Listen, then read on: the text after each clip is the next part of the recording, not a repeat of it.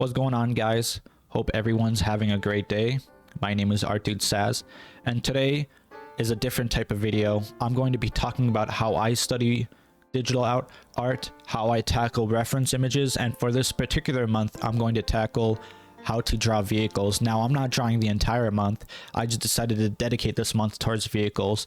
But first, I want to show you guys how I look at references images, what makes a good reference image, what places that I use for reference images and art tutorials, and how I apply those to my line of studying, right? So I have this video I recorded of myself just going through the various websites and such. So I'll just be pausing and explaining my thinking and my understanding and passing them on to you, right? So I type in the box Pinterest, right? I'm already logged in here. So here's my home page. As you can see, you have to be logged in to use Pinterest. So it's random stuff as well as stuff that I put in my boards, and we'll get into boards later on in the video. So first thing you want to do is type in whatever you want, right? And what's a little bit weird about Pinterest is the search options are quite limited. You have to be simple with your search options, or your search queries, I should say, because Pinterest doesn't allow you to get really complicated. It'll just throw generic stuff at you. Type in vehicles, and as you can see, you have a bunch of stuff that I'm going to explain. But see, I look at this image, I click open link, and I just go through and I look at the reference images. Now, what I want to explain is that the criteria for a good reference image is, there's a couple of criterias, right? You want it to be high quality. You can't have your images be super low quality, 180p, 144p image, blurry or badly drawn. You need your image to be high quality for you to truly understand what's happening in the image. You want your image to be interesting, right? You don't want your image to just be side views of the particular subject. So I don't just want side views and front views of cars that I want to draw. I want interesting perspectives. I want interesting angles. So you want to get a little bit out of your comfort zone. Third is you want to have images that are not so hard as to you do not understand what's happening in the image, but not so easy that you can easily draw it, right? And the fourth one is you want different images of different things. You can't just be studying the same thing over and over again. You need different angles, different perspectives, different types. And you might even get inspired by browsing through your reference images. So here I go. I'm just looking at the reference images. So this one was really nice for perspective drawing, right? So like that military vehicle was very interesting. So that might have been a choice. And as you can see, I'm varying my standards for reference images. I'm not just choosing the same image over and over again. I'm choosing different car types, different body types, different types in general. Now here I show how you can filter it, because Pinterest is it's like half advertising, half reference image site. You can sort it by videos. You can sort it by boards, profiles, or products, right? And then I get to this top area here, which is basically additions to your search query.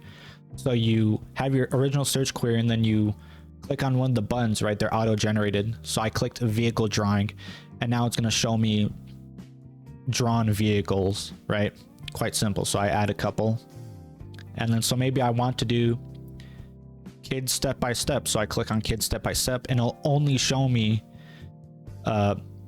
pictures of that variety. And then you can just click the back arrow to go back.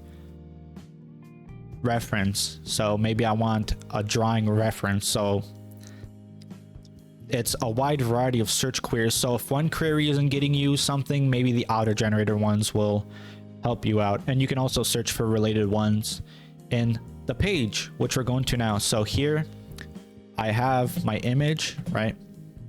I show you that you can download it, you can report it, you can do whatever, and you can share it with, whoever on your Twitter, Facebook, blah, blah, blah. Now, here's the image that not the image. Here's the part that is very important. You can see here it says save to board. You click on the thing and it says save the board. And those are my top choices: Borderlands, vehicles, anatomy, reference.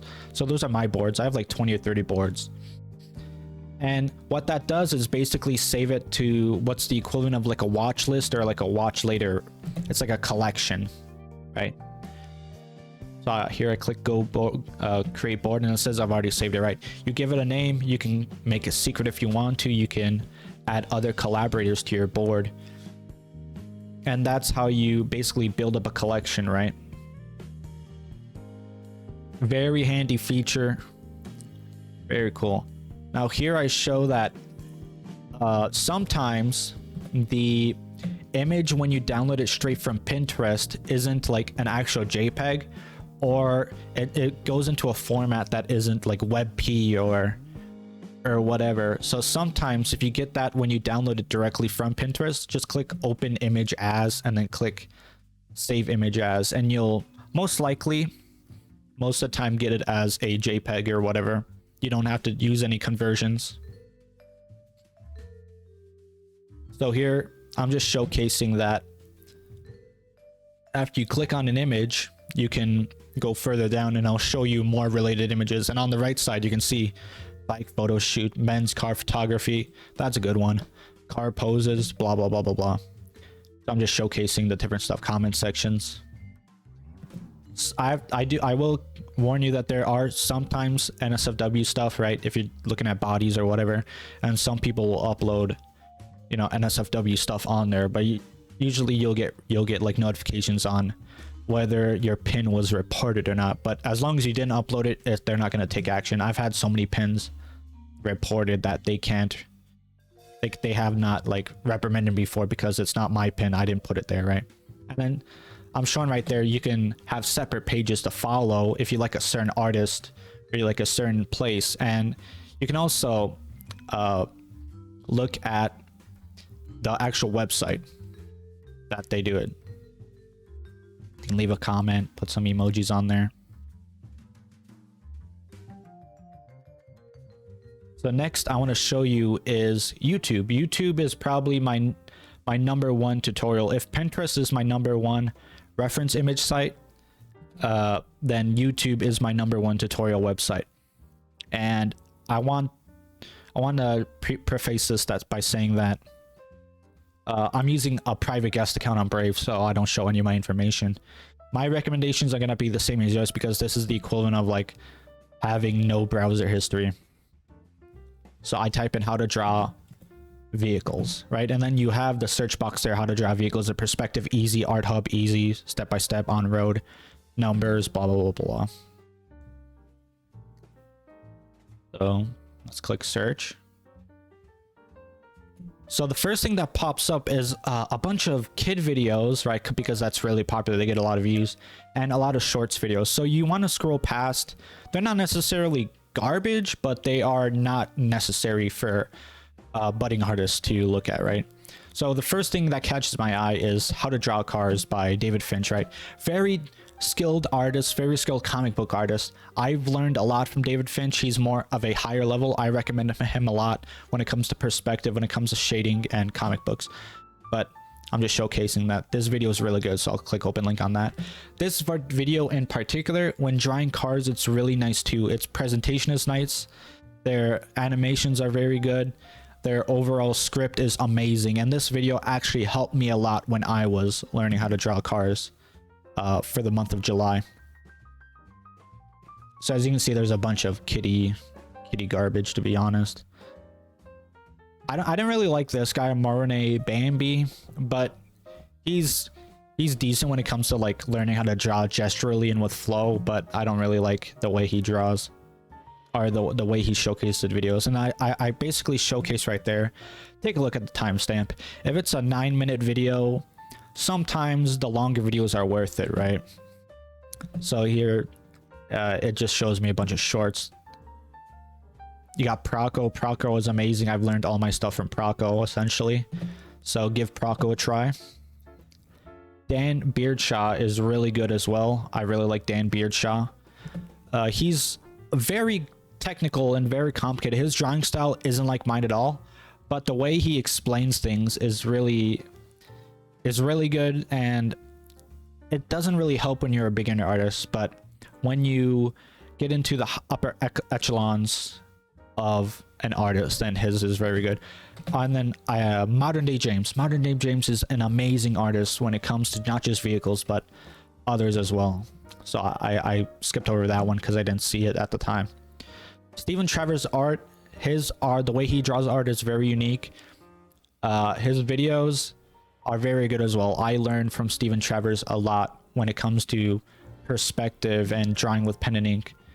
He's really good. He's inspired me a lot as a YouTuber and as an artist as well. But you can see I just scrolled through dozens and dozens of, okay, I'll say it, it's garbage. To be honest, it's brain rot, I would say. But that's the difference between my feed and your feed. My feed on my personal YouTube, there's Steven Trevor's RDN. On my personal YouTube versus your personal YouTube is going to be different. And sometimes you just got to keep on scrolling, right? The best videos I've ever seen, there's another Steven Trevor's art. He's done a lot of those types of videos. And the one takeaway I want you to understand is that the YouTube algorithm has changed a lot. Same with Google search and same with YouTube. It's really hard to find videos that are interesting and that are pertaining to what you searched, right? So the best videos I've ever looked at are the ones that are super deep down in the search algorithm, and you just got to keep on scrolling, you know, just got to keep on swimming. Another Dan Beard shot, very good. But this would not be Sketching Scotty. Really good artist. Amazing artist when it comes to pen and ink. Very good artist when it comes to gesture, how to draw humans, how to draw vehicles. So I think I just keep on scrolling. Yeah, I think I give up at this point. Sketchaday, he's very good as well. He's a very good artist as well. He's more industry orientated. Then I click on the video, how to draw cars. You know how YouTube works. I kind of showcase. You can subscribe, you can like. I showcase the stuff on the right, the related videos, but the related videos aren't that great, to be honest. They don't really make themselves relevant to the video that you're trying to watch. Yeah, Bam Animation's video was really good. Proco is a classic.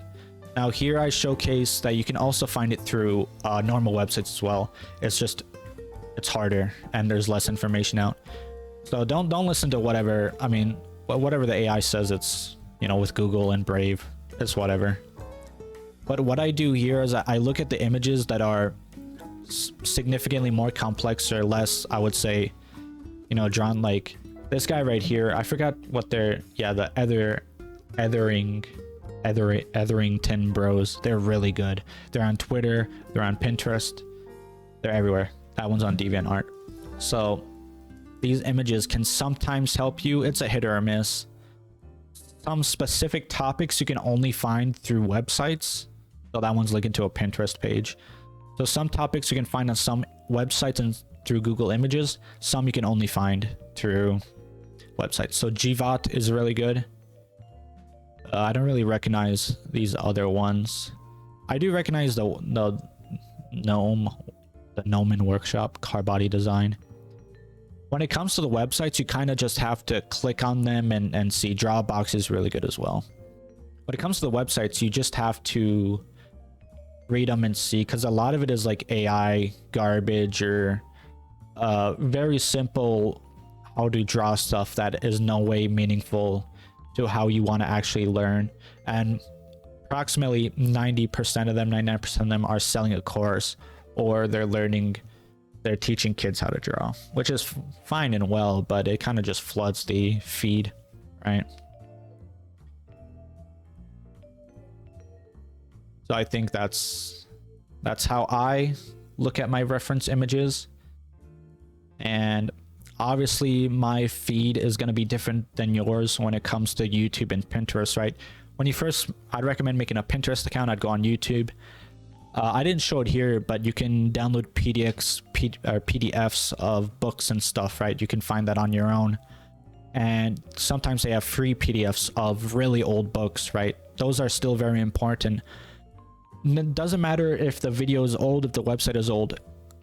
A lot of that information is out there. You just have to dig deeper, and you have to put a lot more work into understanding how to search. Like on YouTube, you can type in a search query, and then you can put in :date 2024, like :2024 or whatever, and you can search for a specific date, I think, or maybe they have plugins that do that. On Pinterest, there's a lot of advertisements, right? So it's a pick your poison. Main thing is you got to search through a lot of crap before you find the gold. All right, this is just part one of this 2-part series. In this part, we focus on where to find the references, how to find the references, what websites are good, and how I personally go about choosing my reference images. There'll be a part 2 to this video, so stay tuned. The second part will focus, as I alluded to in the beginning, of me spending the month of July on drawing vehicles, how I approach drawing vehicles, my note-taking strategies, what things to look out for, and when things that should be of importance. So stay tuned. Thank you for watching. I hope you guys have a nice day.